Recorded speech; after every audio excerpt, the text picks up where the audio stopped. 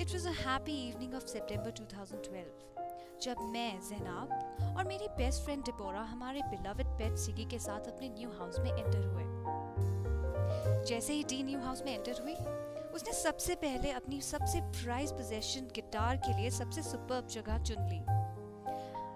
As usual मैं थोड़ा tired थी, तो मैंने बस देखा और मैं सीधे अपने रूम की तरफ चली गई।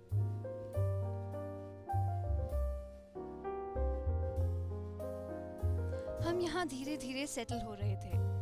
सुबह से कब शाम हो जाती थी पता ही नहीं चलता था। पूरा घर हमारी हंसी और खुशियों से गूंजता रहता था। ऐसा लगता था जैसे हम तीनों इस घर में बरसों से रह रहे हों। और सिगी को भी हमारा घर बहुत पसंद था। आई मस्ट टेल यू, हमारा ये छोटा सा स्वीट सा 1 BHK एक्चुअली बहुत ही ब्यूटीफुल था। Oh, how can I forget? We had a sweet neighbor, Bimla auntie, also known as Bims.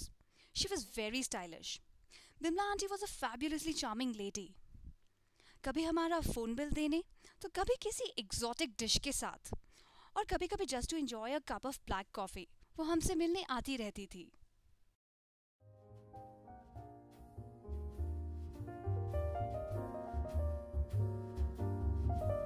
Well, अपनी अच्छी कट रही थी। शाम को जब हम घर वापस आते थे तो सिगी हमें वार्म वेलकम देता था, जिसके बदले में उसे मिलती थी उसकी फेवरेट ट्रीट, जिसे वो लेता नहीं छीन ले जाता था। लाइफ एकदम सेट थी, लेकिन एक दिन किचन से कुछ अजीब सी आवाजें आने लगी। And the moment I stepped in, what I saw was something you can't even imagine.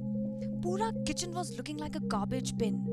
मैंने देखा हर तरफ रैट शिट और स्क्रैप्स बिखरे पड़े थे।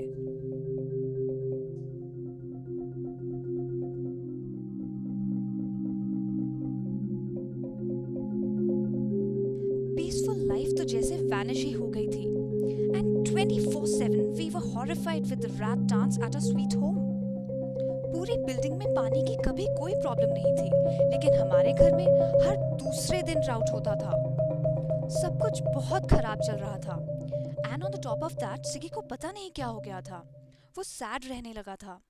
Then he went highly aggressive, जैसे कुछ बताना चाहता हो। डिबोरा तो जैसे गिव अप ही कर चुकी थी।